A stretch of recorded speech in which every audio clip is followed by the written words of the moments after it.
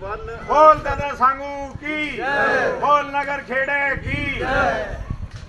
हाँ तो रणधीर जी, आज आपके गाँव घिकाड़ा गांव में जो प्रधान जी आपको ये एक रिक्वेस्ट लेके आए, इसमें आपके क्या विचार हैं सांगू धाम के उसमें जो ये प्रोग्राम रख रहे हैं? ऐसा है महेंद्र जी, मैं रणधीर सिंह घिकाड़ा पूर्व सरपंच और प्रवक्ता सांगवान खाप, ये जो 10 तारीख को हमारे सांगू धाम खेड़ी बूरा में दादा सांगू की मूर्ति का अनावरण किया जा रहा है, उसमें ये फैसला लिया है कि भाई सांगू दादा सांगू की ज़मीन पे जो भी बसता है, चाहे वो किसी जाति से संबंध रखता हो, किसी धर्म से संबंध रखता हो, सबकी इसमें भागीदारी होगी। और उसी भागीदारी को करने के लिए, उस आयोजन को सफल करने के लिए, हमारे गांव घिकाड़ा की ज़्यादा से ज़्यादा भागीदारी करने के लिए आज आदरणीय मास्टर ताराचंद चाचा श्री यहाँ आए हैं। पंचायत ली है, लोगों की मीटिंग ली है कि एक तो ये कि उस दिन भंडारा होगा, दादा की मूर्ति का अनावरण होगा, और जो बच्चे, चाहे वो शिक्षा के क्षेत्र में हो, चाहे वो सर्विस के क्षेत्र में हो, चाहे वो सामाजिक सेवा के क्षेत्र में हो, चाहे वो खेलों के क्षेत्र में हो, जिन्होंने बहुत बड़ी भूमिका अदा की है अपने खेल के द्वारा, अपने मेडल के द्वारा, गांव का, खाप का, देश का नाम रोशन किया है, उन सभी बच्चों को सम्मानित किया जाएगा। खाप में बसने वाले 36 बिरादरी के भाइयों के बच्चों का, और खाप से बाहर जो भी सांगवान चाहे धरती पर कहीं बसता हो, उसने कोई इस तरह की उपलब्धि करी है तो उसको भी सांगवान खाप सम्मानित करेगी। आज इसी मुद्दे को लेकर पंचायत करी और गांव के लोगों ने। मेरा प्रधान जी एक सवाल है ताराचंद जी से भी, आपसे दोनों से।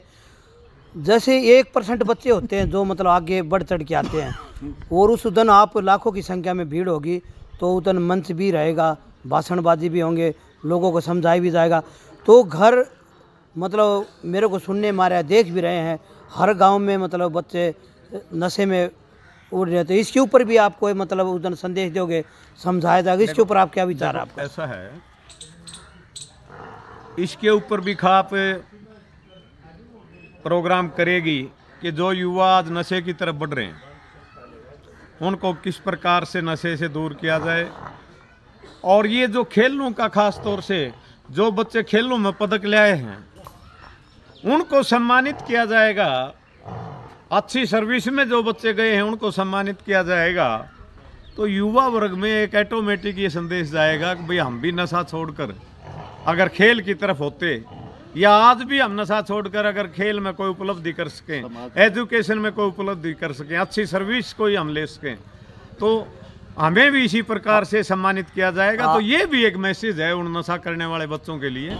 हाँ जी प्रधान जी, आप घिकाड़ा गांव में जो आज पंचायत रखी गई है, इसका मेन लक्ष्य क्या है आपका, मतलब किस विषय में रखी गई है? मैं मास्टर ताराचंद, पूर्व सरपंच, खाप सांगचाड़ी प्रधान करनी चरखी। हमारा उद्देश्य जो है, दादा सांगवान की मूर्ति का अनावरण के साथ साथ जो हमारी खाप के अंदर जितने होनहार बच्चे हैं, चाहे वो कोई पढ़ाई का है, खेल का है, या किसी रुतबे पर IAS IPS या जो सन SDM DSP DC जो लगे हैं, उन सभी को हमारी खाप की धरती के ऊपर, चाहे कोई किसी भी जाति, किसी भी धर्म, कोई भी क्यों न हो, हम उन सभी को जो सन 10 दिसंबर 1923 को जो 2923 को जो सन सम्मानित करेंगे, और दादा सांगू की मूर्ति का स्थापना और अनावरण भी उसी रोज होगा। इसके साथ साथ पूरे भारत के अंदर सांगवान को उत्तर से अगर कोई भी कहीं भी बसता है, तो पूरे भारत के उन सांगवानों का अगर कोई बच्चा इन जो कैटेगरी के अंदर आएगा, हम उनको ही सम्मानित न करते हुए, बल्कि पूरे विश्व के अंदर जो सांगवान गए हुए हैं, हम उनको भी इसी कैटेगरी के आधार पर सम्मानित करेंगे। और ये जो क्राइटेरिया जो बढ़ाया गया है, 21 से लेकर 27 तक, भविष्य के अंदर ये प्रोग्राम हर साल होता रहेगा, और हर साल सभी बच्चों को सम्मानित करेंगे और दादा सांगू को याद किया जाएगा। ये एक बहुत अच्छी पहल है, आप बच्चों को सम्मानित कर रहे हो, और बच्चों को अगर आप सम्मानित करोगे तो इसमें समाज में एक मैसेज जाएगा कि बच्चे को हम सम्मानित करें, क्यों ना हम इसी पद पे मतलब एक कंपटीशन होगा कि आगे देखो सांगू धाम पे इनको सम्मानित किया गया है, तो आगे भी बढ़ के आपकी बहुत अच्छी सोच है, आगे और बच्चे भी इसमें मतलब अभ्यास करेंगे कि इसी परंपरा के नाते जो है आपको ये जान के खुशी होगी कि मैं अपने आप को 94 जो से पार करने को जा रहा हूँ। हम दिन और रात इस काम के अंदर लगे रहते हैं, हमें किसी प्रकार की कोई थकावट महसूस नहीं होती। तो आप हर गांव में जाते हो, लोगों की क्या रुचि मिलती है? कोई इसमें आपका मतलब सांगू धाम की प्रतिमा को लेके, भंडारे को लेके, बच्चों को सम्मानित करके लोगों का क्या राय मिल रहा है? कोई साथ मिल रहा है आपको? कैसे मतलब बहुत जो सा उत्साह है, लोग जो सा 10 तारीख का जो सा मतलब बड़ी ही उत्साह के साथ इंतज़ार कर रहे हैं कि कब 10 दिसंबर आए और हम इस कार्य के अंदर बढ़ चढ़ के भाग लें। युवा अवस्था जो है वो सभी एक से बढ़ के एक वॉलंटरी जो सा काम करने के लिए तैयार हैं। हमने यहाँ तक भी प्रबंध किया हुआ है कि जो दूर दराज से आएंगे, जो उस रोज़ वापिस न जा पाए, दादरी के अंदर धर्मशालाएँ बुकिंग है, भिवानी के अंदर है, जो जिस साइड से आएगा उसी को हम चाहेंगे कि किसी प्रकार की कोई दिक्कत न हो, कोई परेशानी न हो। और आने वाले जो है इसमें लाखों की संख्या में लोग जुड़ेंगे, तो क्या कल ने कोई अव्यवस्था तो नहीं फैल जाएगी? आप इस प्रकार से क्या प्रबंध किए हैं? जैसे कोई बाहर से बंदा आ रहा है, हर गांव से जो है ना 20 30 50 बच्चे हैं, बाकायदा उनकी अलग से ड्यूटी लगाई जाएगी। पानी पिलाने वाले अलग, चाय वाले अलग, खाने के लिए अलग, उनके रहने का जो व्यवस्था है उसके लिए अलग होगा। और हम सरकार से भी ये नम्र निवेदन करेंगे कि जहां उस प्रशासन की आवश्यकता हो वो ज़रूर सहायता मिलेगी। धन्यवाद। आज से जैसे 20-30 साल पहले प्रधान जी आपसे मेरा सवाल है, हर गांव में कबड्डी, कुश्ती ये होती थी, ये चीज़ें दूर हट गई। आप एक ऐसा मैसेज दो वहाँ पर, ताकि हर मतलब साल में एक बार हर गांव में या गुहांड में 4-5 गांवों में एक बार कोई कबड्डी का या कुश्ती का कोई प्रोग्राम हो, ताकि बच्चे ना बिगड़े। इस पर आप क्या मैसेज दोगे? हमारा जो है केवल और केवल यही एक उद्देश्य है कि आने वाली जनरेशन बुराई को छोड़ के, नशे को छोड़ के भले काम के अंदर शरीक हो। और इसीलिए ये आज एक सांगू धाम पर पहल की है, जिसका कि आगे आने वाले समय में हम ऐसा ही कर पाएंगे कि हर गांव के अंदर जो है न एक दिन निश्चित कर साल के अंदर कम से कम एक दिन खेल और पढ़ाई के इसके बारे में हो। और यहाँ मुझे ये बताते हुए आपको गर्व ही नहीं, खुशी भी होती है। मैं अपने टाइम का स्टेट चैंपियन कबड्डी वाली रेसलिंग, जो एक खट्टर ने कबड्डी कराई थी राई के अंदर 1 करोड़ की, हम 1950 के अंदर इस कबड्डी के मेरे गांव के 2 गोल्ड मेडलिस्ट थे।